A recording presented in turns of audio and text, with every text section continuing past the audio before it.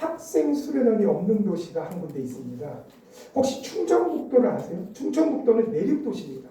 바다가 전혀 없습니다. 제주도에 가면 충청북도 학생 해양 수련원이 있습니다. 부산은 바다로 둘러싸여 있습니다. 학생 해양 수련원이 유일하게 없습니다. 그래서 교육감의 공약 1호가 학생 해양 수련원이었습니다. 청소년 수련원이요.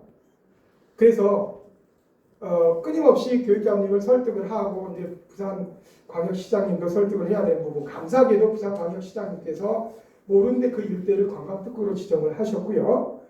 그리고 그 교육감의 1호가 공약 1호가 뭐냐면 학생 해양 수련입니다. 그래서 제가 말씀을 좀 드렸습니다. 이거 사업에 좀 유치하겠습니다. 시장님과 교육감님이 좀 도와주시면. 왜냐고 하시더라고요. 사람이 머물 수 있는 공간이 없습니다. 학생 해양 수련원은 유스 호스텔입니다. 평상시에 학생들이 이용하고요. 그리고 다른 시기에는 일반인이 이용하시면 됩니다. 그러면 메머드급 숙박시설, 레저시설이 일단은 들어옵니다. 그래서 이런 세부적인 계획들은 나중에 좀 차츰 두고서 발표를 하겠습니다. 질문 감사하고요. 여기에 대해서 타이트하게 한 120가지 정도 세부 공약 실천 사항들을 준비해 놓고 있습니다. 감사합니다.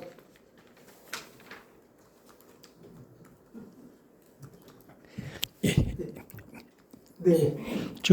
조영철 사심 발행입니다. 네. 사을에 이제 그 가장 큰 문제가 네. 10평짜리 이하에 살고 계신 분이 5만 명이 됩니다.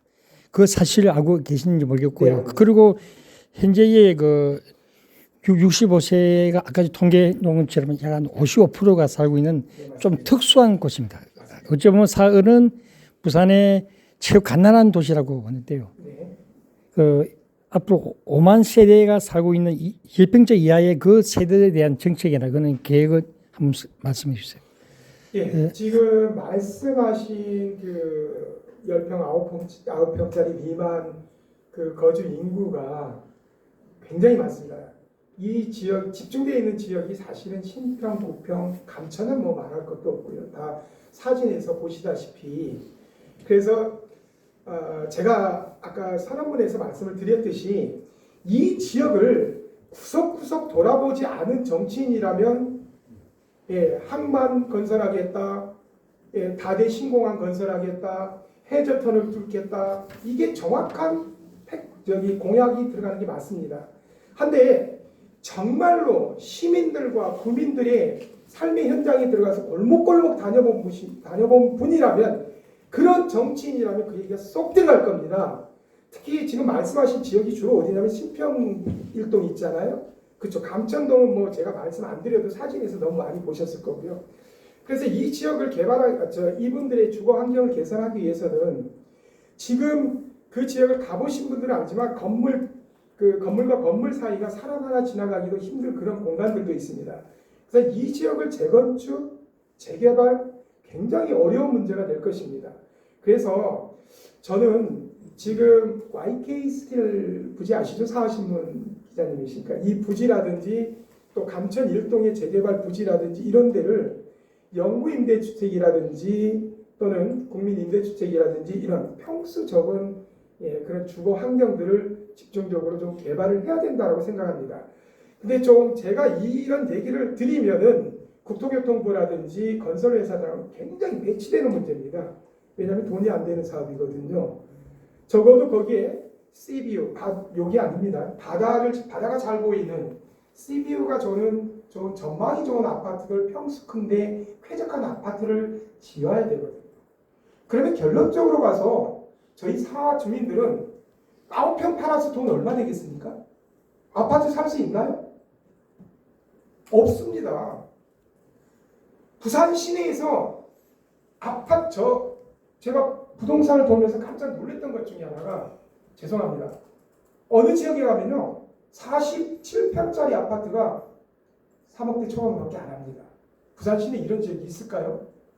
그럼에도 불구하고 이 어르신들은 9평, 10평 팔면 글쎄요, 잘 지어놓은 아파트 현관문 앞에 신발장 정도 살 수 있을까요? 어떻게 하라고요? 그래서 터무니없이 주거환경 개선한다고 해서 아파트라든지 유치하겠다 이런 허무맹랑한 얘기는 이제는 정치인들 그만 좀 하시고 이분들이 어떻게 하면 좀 더 쾌적한 환경에서 사실 수 있을까?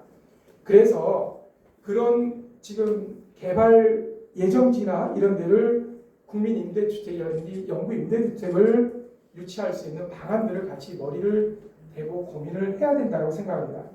제 학교가 그 원격대학입니다. 그래서 저희는 입시를 주로 어디로 다냐면 그 LH 주택공사 아시죠? 예, 여기에 영구임대주택이라든지 국민임대주택 같은 데로 전국에 800여 개 LH 아파트 단지를 입시철이면 매년 헤매고 다닙니다. 전국을.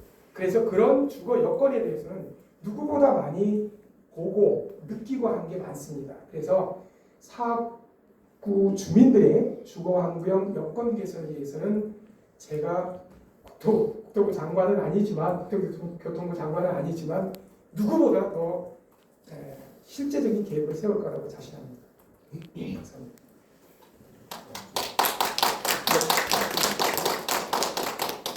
네, 천재일보 윤선영 기자고요. 네. 지금 이제 사흘 같은 경우에는 네. 이제 좀 공천 경쟁이 좀 네. 치열할 것으로 보이는데요. 네. 그 다른 뭐 조정아 후배나 뭐 어제 그 청와대 비서실 공직 네. 팀장님이나 정호영 후보나 네.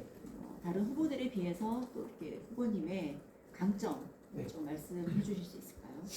네, 지금 그 기자회견을 쭉 하는 과정에서 이제 나왔습니다. 제가 요약을 좀 해드릴게요. 뭐냐면 제가 처음에 이 동네 여기 사흘에 출마를 결심을 하고 했을 때는 다른 여타에 얼마 전에 월요일 날 했으니까 정호영 후보님께서 월요일 날 한 걸로 알고 있습니다. 어제 화요일 날이 네, 월요일이죠. 월요일이죠. 월요일 날 한 걸로 알고 있고요. 저도 사실은 기사 내용을 봤습니다. 근데 거기에 보면은 사후의 지도를 확 바꾸겠다라는 표현을 썼고요. 그 다음에 신공항 얘기 당연히 나왔고요. 그 다음에 해저변에 대한 국책 사업들 많이 나왔습니다. 한번 지금부터 이제 구청장님이나 동장님들이 초도순시하면서 지역민들의 의견을 수렴하는 기간입니다. 한 3주차 잘 아시죠, 기자님들? 한 번만 저하고 같이 동행해 볼게요. 모 국회의원께서 무슨 설명회라고 하십니다. 주민들 한 4, 50분 죄송합니다. 참석하셔가지고 얘기를 하시는데, 참석하셔가지고 하시는데, 거기에 와서 지금 우리 펜앤드마이크에 아까 기자분께서 질문하신 것처럼 청년 정책이 청년이 없어요. 거기 주민 설명회 듣는 분들이 거의 어르신들이에요. 그래서 앞에서 얘기합니다. 공항 세우고 뭐 하고 그럼 이분들 60% 70%가 뭐라고 하는지 아십니까? 그걸 내가 볼 수가 있나? 뭐 하자는 얘기인데 지금. 그래서 저도 정말 인기성 발언하고 쌈딱처럼 저 평생을 그 강단에 서서 강의하고 있던 사람입니다. 그래서 쌈딱으로 하려면 얼마든지 할 수 있습니다. 그게 문제가 아닙니다. 지금 이 지역은 그 어르신들의 가려운 부분을 긁어주는 게 제일 우선 과제예요. 그래서 제가 계속 말씀드렸던 거는 사구에 대해서 속속들이 구석구석 다녀보지 않으신 분들은 또는 그 지역에서 1년을 했습니까? 2년을 했습니까? 10년을 했습니까? 20년이면 강산이 2번 바뀌고도 남습니다. 요즘엔 세대가 급변하기 때문에 아마 강산이 10번도 바뀌고 남았을 겁니다. 근데 이 지역은 정호윤 후보께서 그대로 그 워딩을 제가 읽어드릴게요. 정확하게 문구는 맞을지 모르지만 20년 전에 내가 중고등학교 다닐 때나 지금이나 사구는 변한 게 하나도 없다라는 게 정호윤 후보님의 기자회견의 일부 문구였습니다. 이게 팩트입니다.